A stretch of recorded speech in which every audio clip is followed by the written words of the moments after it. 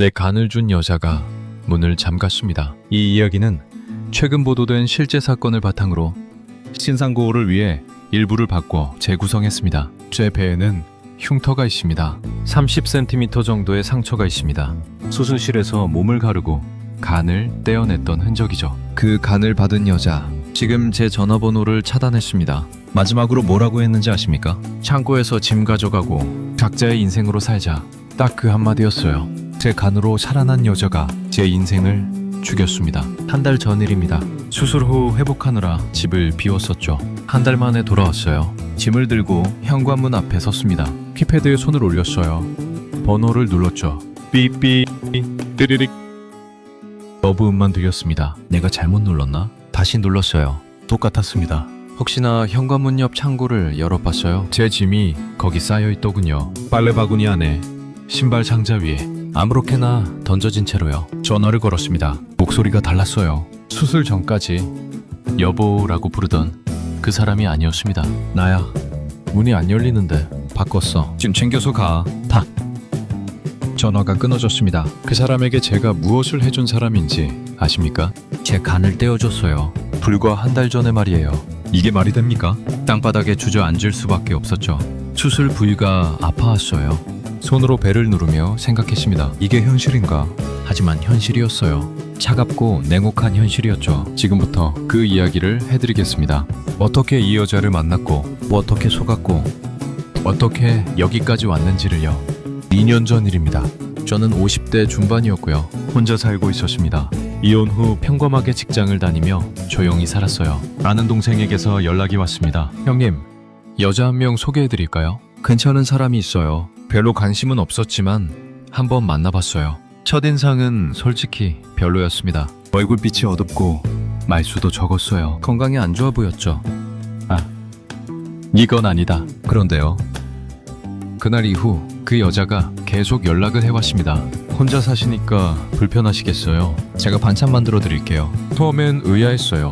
근데 또 나쁘지가 않더라고요. 혼자 사는 남자를 누가 챙겨주면 솔직히 기분은 좋잖아요. 실제로 반찬을 만들어 왔습니다. 김치, 나물, 찌개 같은 걸요. 몇 번 만나고 제 마음이 열리기 시작했어요. 나쁜 사람은 아닌 것 같다 라고 생각했죠. 그러던 어느 날 그 여자가 말을 꺼냈습니다. 저 이혼했고 딸이 둘 있어요. 그래도 같이 살아도 괜찮을까요? 괜찮아요. 저도 이혼했는걸요. 그 여자가 웃었습니다. 처음 보는 환한 웃음이었어요. 그럼 제가 매일 따뜻한 밥 해드릴게요. 그렇게 동거를 시작했습니다. 처음 몇 달간은 좋았어요. 집에 오면 밥이 있고 빨래가 정리되어 있고 집이 깨끗했습니다. 이게 행복인가 싶었죠. 하지만 평화는 오래가지 않았어요. 그 여자가 심각한 표정으로 말했습니다. 사실은 제가 병원 다니고 있어요. 몸이 좀 안 좋아서요. 많이 안 좋아요? 라고 물었죠. 계속 악화되고 있어요. 이상하게 눈물이 났습니다. 저 이런 신세라서 혼인신고는 어려울 것 같아요. 당신에게 짐이 되기 싫어요. 라고 하더군요.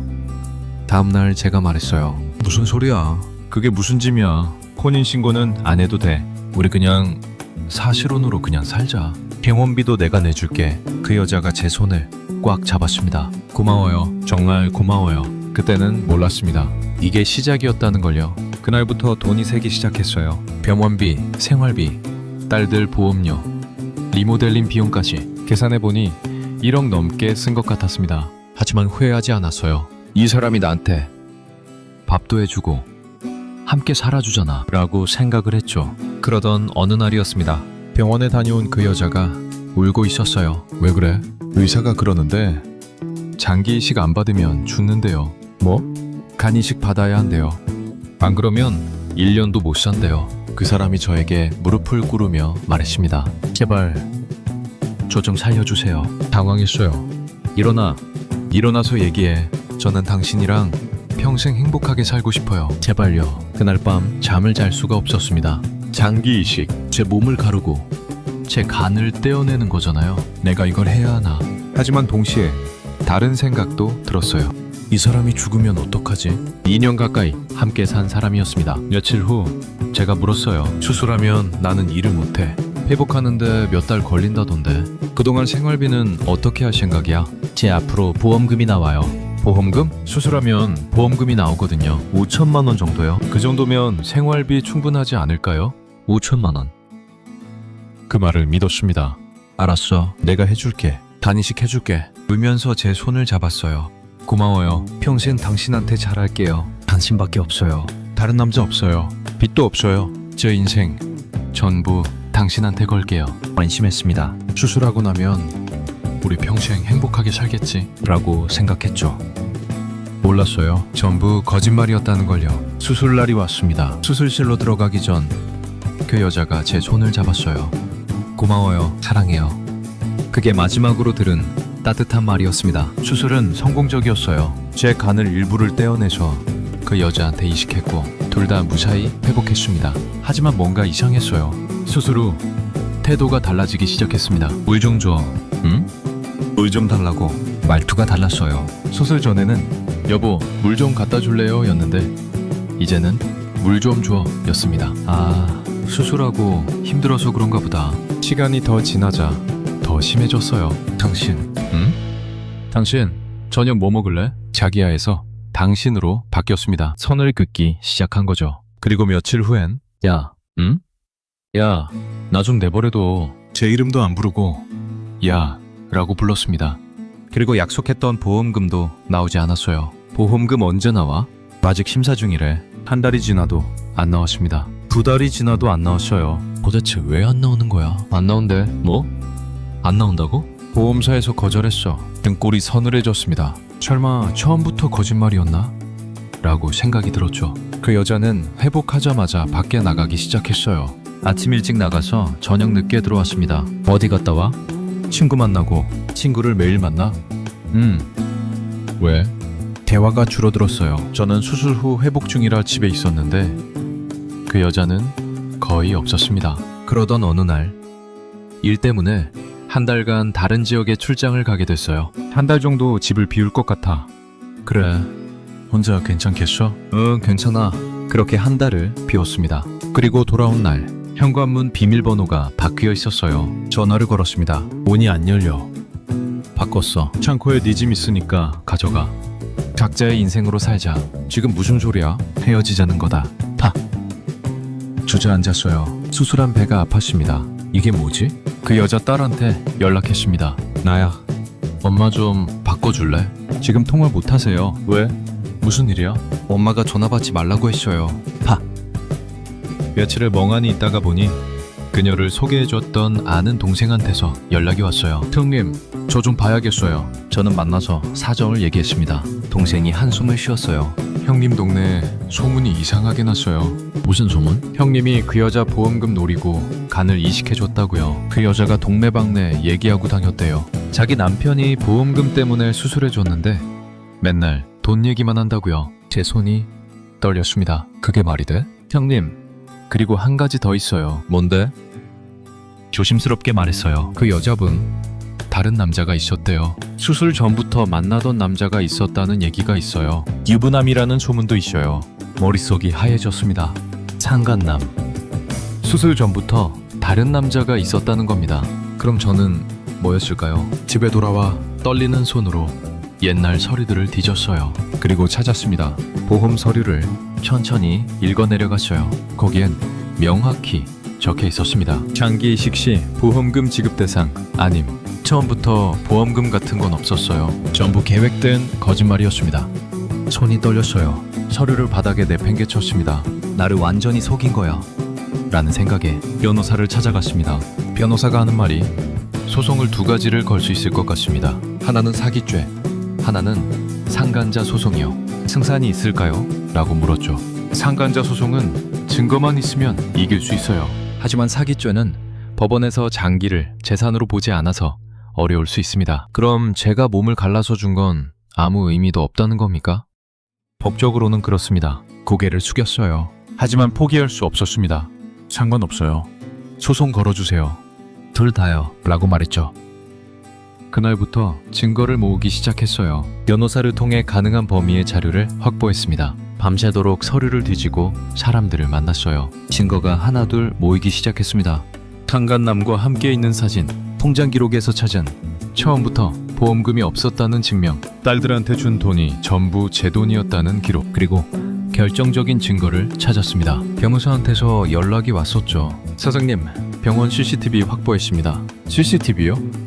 사장님이 수술 받던 날 그 상간남이 병원 주차장에 있었습니다. 뭐라고요? 사장님이 수술실에 계실 때 그 남자가 밖에서 기다리고 있었던 겁니다. 전화를 끊고 멍하니 앉아 있었어요. 내가 수술대 위에서 그녀를 위해서 몸이 갈라지는 동안 그 여자의 다른 남자가 병원 앞에서 기다리고 있었다는 겁니다. 거울을 봤습니다. 배에 있는 긴 흉터가 보였습니다. 30cm. 제 몸을 가르고 간을 떼어낸 그 흔적이요. 이 흉터는 평생 남겠지. 하지만 나는 포기하지 않아. 끝까지 싸울 거야 라고 마음먹었죠. 법원에 소장을 제출했습니다. 이젠 진짜 싸움이 시작됐어요. 그날 밤 변호사한테서 다시 전화가 왔습니다. 내일 첫 재판입니다. 마음 단단히 먹고 준비하세요. 법정에 갈 준비를 했습니다. 법정에서 그 여자를 다시 봤습니다. 간 이식 수술 후 석 달 만이었어요. 그 여자는 깔끔한 옷을 입고 앉아 있었습니다. 화장도 예쁘게 하고요. 제가 간을 떼어줬을 때랑은 완전히 다른 모습이었어요. 건강해 보였습니다. 얼굴빛도 좋고 눈빛도 또렷했어요. 제 간으로 살아난 모습이었죠. 그 여자가 저를 봤습니다. 눈과 눈이 마주쳤어요. 하지만 그 여자는 고개를 돌렸습니다. 마치 모르는 사람처럼요. 저 사람이 정말 내가 2년간 함께 살던 사람이 맞나? 내 간을 받은 사람이 맞나? 믿기지 않았어요. 판사님이 들어왔습니다. 재판이 시작됐어요. 제 변호사가 일어났습니다. 원고는 피고에게 간 이식을 해줬습니다. 그런데 피고는 수술 직후 원고를 집에서 내쫓았습니다. 이는 명백한 혼인 빙자 사기이자 장기를 이용한 사기 행위입니다. 그러자 그 여자 변호사가 반박했어요.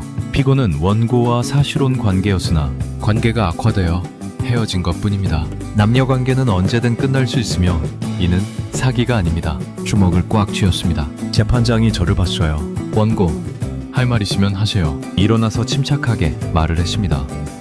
이 사람을 믿었습니다. 병원비, 생활비, 딸들 뒷바라지까지 1억 원 넘게 썼어요. 제 목소리가 떨렸습니다. 그것도 모자라서 제 몸을 갈랐습니다. 제 간을 떼어내서 이 사람한테 줬어요. 이 흉터는 평생을 남을 겁니다. 하지만 후회하지 않았어요. 이 사람이 살 수만 있다면요. 저의 흉터를 손으로 가리켰습니다. 그런데 저 사람은 수술하고 한 달 만에 저를 버렸습니다. 이게 말이 된다고 생각하십니까? 재판장이 그 여자를 봤어요. 피고, 할 말 있습니까? 그러자 그 여자가 일어났습니다. 이 사람이 저한테 자꾸 보험금 달라고 계속 얘기했어요. 수술하고 나서 매일 돈 얘기만 했습니다. 그래서 제가 무서웠어요. 저는 벌떡 일어났습니다. 그리고 그게 무슨 소리야? 라고 말을 했죠. 조용히 하세요. 재판장이 저를 제지했어요. 제 변호사가 증거를 제출했습니다. 보험금은 애초에 존재하지 않았습니다. 이것은 보험사 공식 회신입니다. 재판장이 서류를 봤어요. 피고가 가입한 보험에서는 장기 이식 시 보험금이 나오지 않는다고 되어 있네요. 피고는 원고에게 거짓말을 한 겁니까? 그 여자가 당황하면 말을 했습니다. 저도 보험금이 나올 줄 알았어요. 그러자 판사가 하지만 실제로는 나오지 않았죠? 라고 물었습니다. 네. 재판장이 서류를 보다가 말했어요. 하지만 이 사건은 사기죄로 인정하기 어렵습니다. 장기 이식은 금전적 이익이 아니기 때문입니다. 그 말 한 줄에 제 다리가 풀렸습니다. 주저앉았어요. 변호사가 제 어깨를 두드렸습니다. 아직 상간자 소송이 남았습니다. 며칠 후 상간자 소송이 열렸어요. 이번에는 그 여자와 상간남 둘 다 나왔습니다. 상간남은 40대 후반의 남자였어요. 결혼 반지를 끼고 있었습니다. 제 변호사가 증거를 제출하며 말을 했습니다. 피고들은 원고가 피고 여성과 사실혼 관계를 맺고 있을 때부터 부적절한 관계를 유지했습니다. 사진도 나왔습니다. 그 여자와 상간남이 함께 있는 사진이었어요. 식당 및 차 안에서요. 날짜를 보니 전부 제가 간 이식 수술하기 전이었습니다. 내가 수술대에 누울 마음을 먹었을 때 이 사람들은 제 변호사가 말을 이었어요. 그리고 결정적 증거가 있습니다.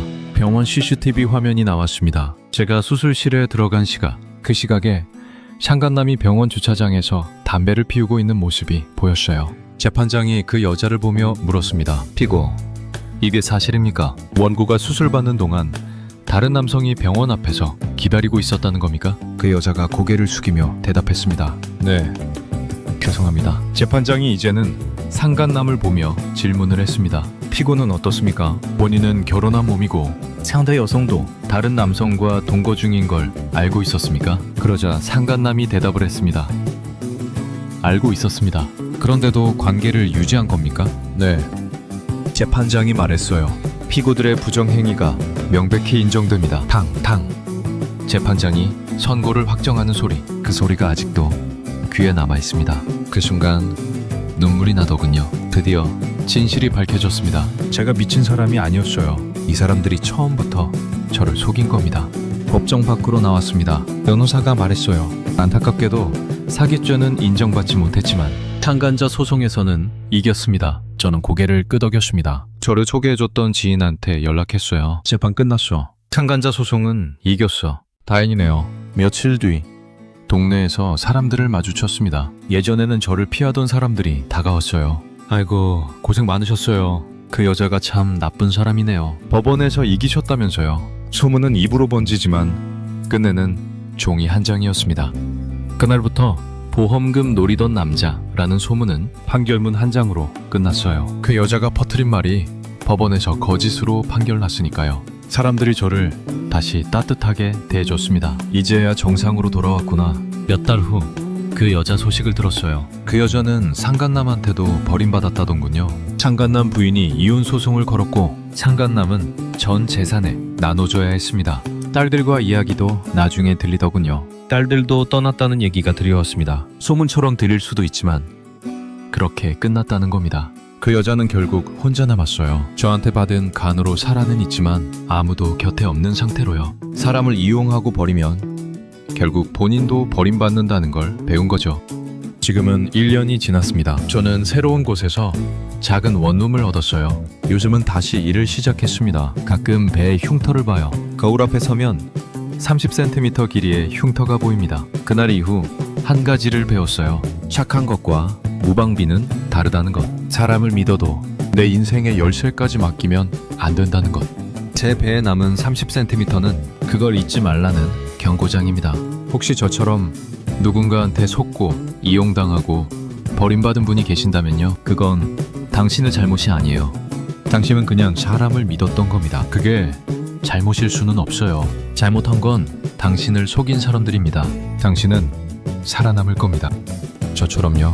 여러분한테 묻고 싶습니다. 여러분이라면 어떻게 하시겠어요? 용서할 수 있겠습니까? 아니면 끝까지 싸우시겠습니까? 댓글로 여러분의 생각을 들려주세요. 혼자가 아니에요. 이 이야기가 여러분의 마음에 작은 울림이 되었다면 아래 좋아요 버튼으로 저에게 힘을 주세요.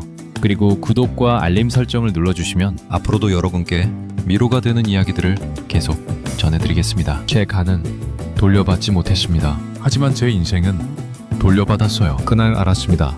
사랑이 아니라 계약이었고 저는 부품이었다는 걸요. 법은 장기를 재산이라 부르지 않았지만 그날 사람이 사람을 어떻게 쓰는지 봤습니다. 제 흉터는 남았지만 제 삶은 계속돼요. 당신도 할 수 있습니다. 포기하지 마세요. 이상 사연의 정원이었습니다. 이 이야기는 최근 보도된 실제 사건을 바탕으로 신상 보호를 위해 일부를 재구성했습니다. 감사합니다.